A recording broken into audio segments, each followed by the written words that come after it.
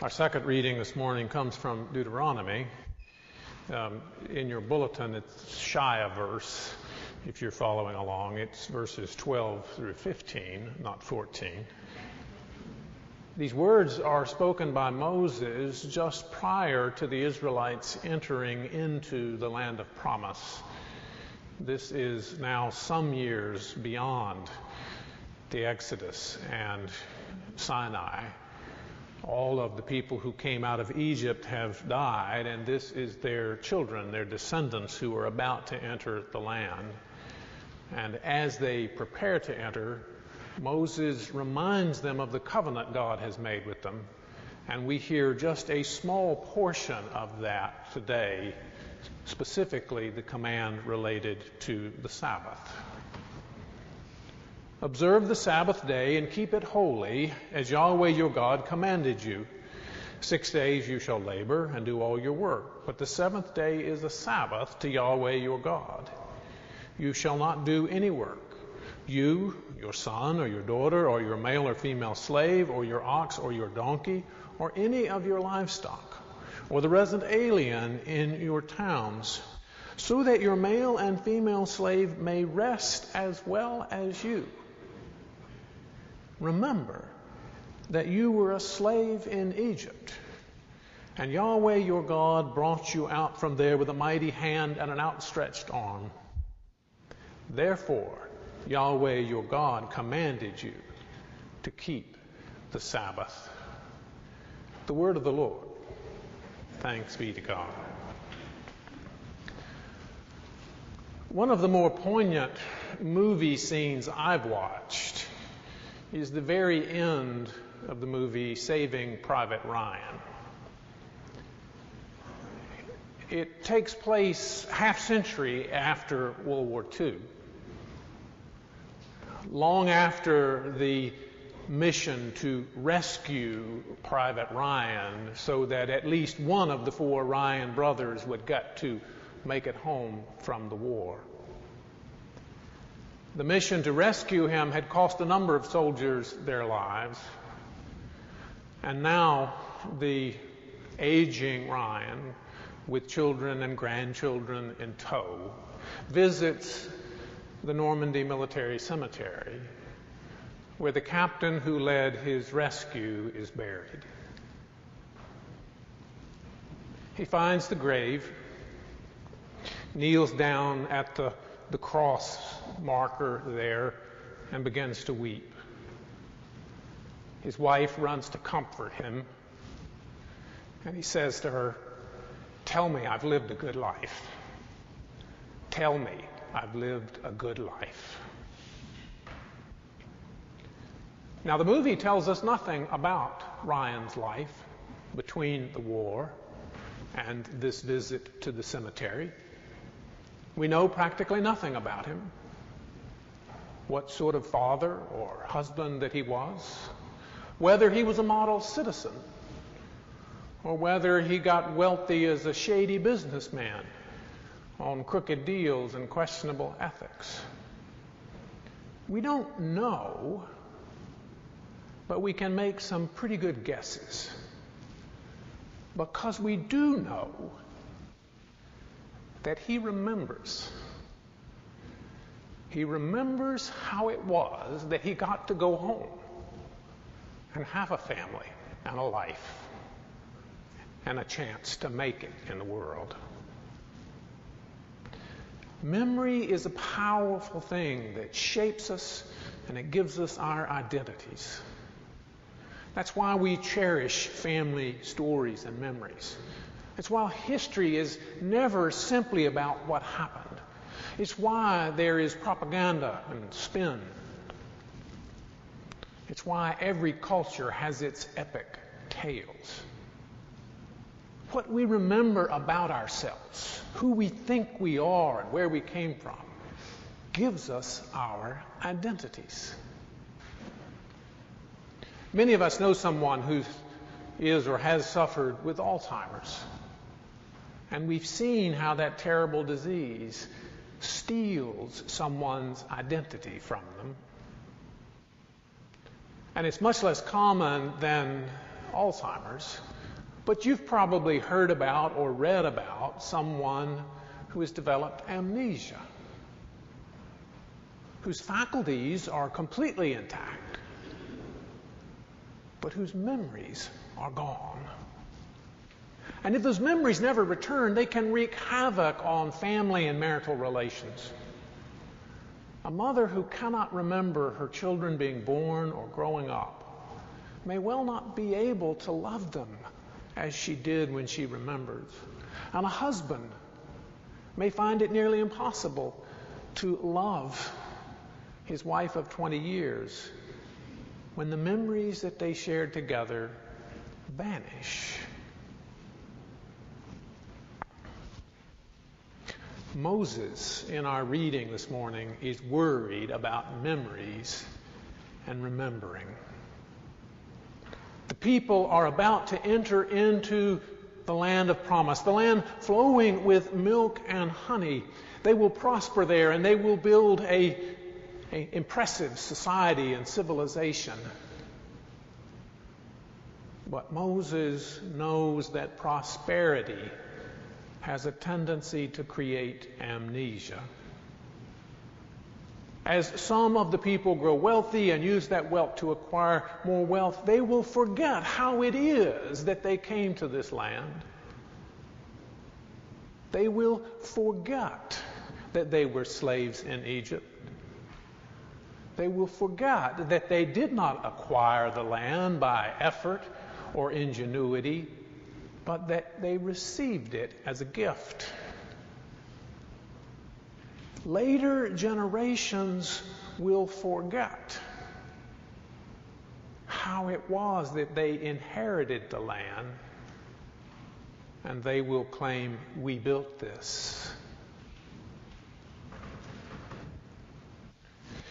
When Israel prospers in the land of promise, they will begin to think of the land not as inheritance, but as possession, something to be acquired and bought and sold, not as the gift that God gave to all of Israel.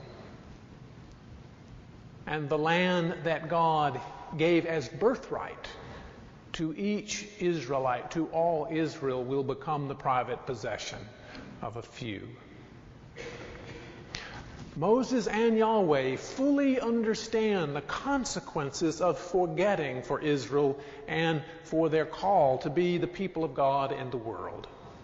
And so Moses does some remembering, and he calls the people to remember. He commands remembering.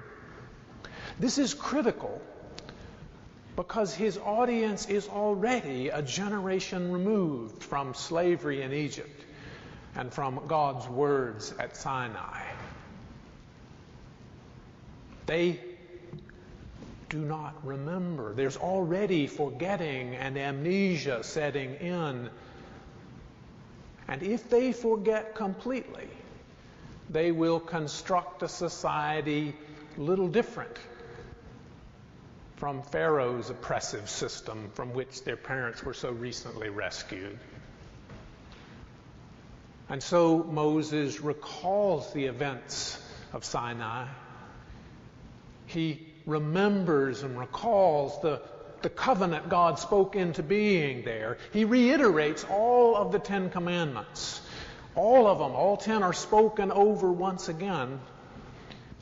But they are reframed slightly for this new audience. We heard only one of the commandments, the command to keep Sabbath. And it is modified in interesting ways from the Sinai command. At Sinai, the keeping of Sabbath is rooted in God's rest following creation. But here at the edge of the land of promise, as forgetting and amnesia loom large, the reason for Sabbath is now rooted in remembering where they came from and how they got here. Remember, you were slaves in Egypt, And Yahweh your God brought you out with a mighty hand and an outstretched arm. Therefore, God commanded you to keep the Sabbath. Here at the edge of the land of promise, Sabbath functions a little bit like that cross on a grave in a Normandy cemetery does for an aging Private Ryan. It is a moment to stop and recall that they were rescued. It is a moment of rest where they can remember that slaves in Egypt had no such rest. It is a moment to remember who they are. And this Sabbath commandment applies especially to the well-off and prosperous who are prone to forgetting. They must give Sabbath to their servants and their workers so that they may rest as well as you, or perhaps better translated, so that they may rest like you. Sabbath is seen here as a leveler, a reminder that all Israelites are equally inheritors of the land. And indeed, Moses, just a bit later in the speech, will remind Israel of the Sabbath year. The Sabbath that comes every 7th year when all debts are to be erased. And in the law codes of Leviticus, there is the command for a special Sabbath year every 50th year, when all the land reverts to its ancestral family.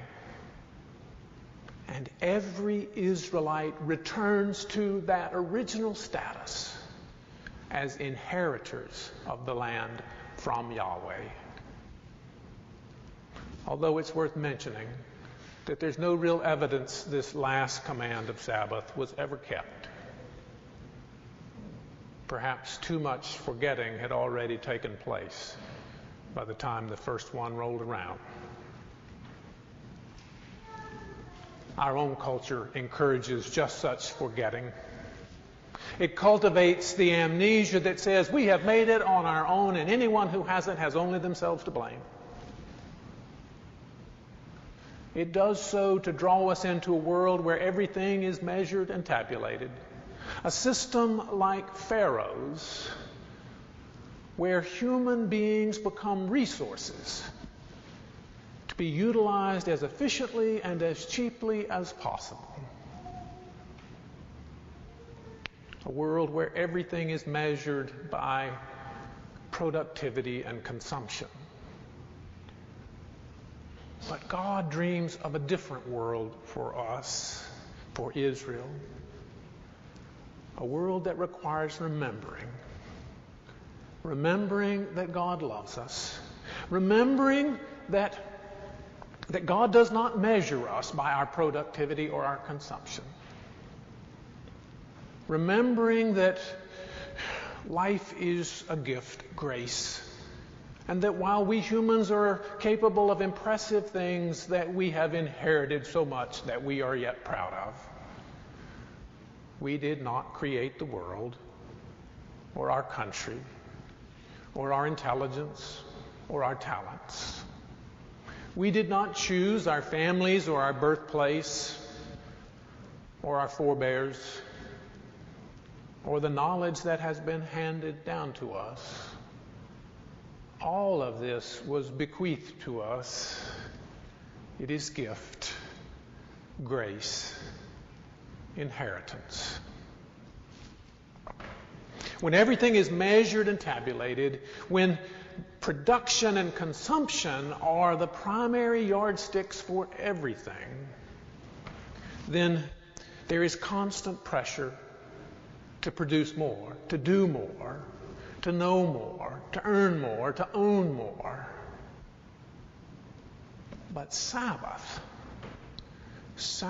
is a pause that lets us stop and recall who we truly are, or at least who we were created to be.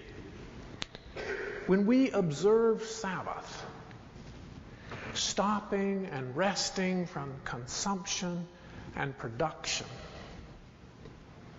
we can remember we are not defined by what we accomplish or what we acquire. We are not divided into haves and have-nots.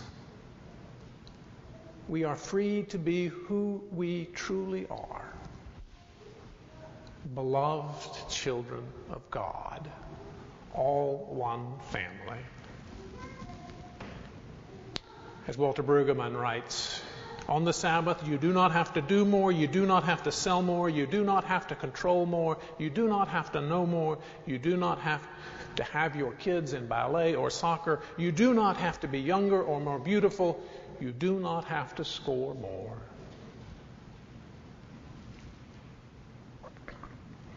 Some of you may have seen the University of Virginia study that was published just a couple of weeks ago, where researchers asked test subjects to stop and simply be still with their own thoughts. They could think about anything they wanted to. They could plan a vacation, they could daydream, they could reminisce. But people found it terribly difficult. Even when the researchers tried to help, they gave them suggestions of things they might think about, ways to spend this time. It got no easier for people. And at one point, on something of a whim, the researchers decided to add a new element to the experiment. If people became so bored they couldn't stand it, they could shock themselves to distract themselves out of the boredom. No one expected anything would come of it, but amazingly, many people preferred to shock themselves than to sit with their own thoughts. A quarter of women shocked themselves. A whopping 2/3 of men did. Now, it would be interesting to see how the results of this study played out differently in one culture or another. But in ours, I have to imagine that our forgetting and amnesia are part of this.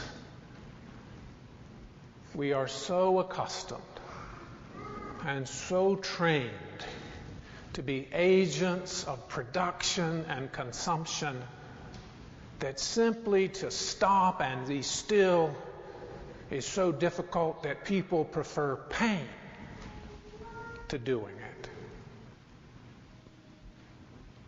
No wonder we have so much difficulty with Sabbath.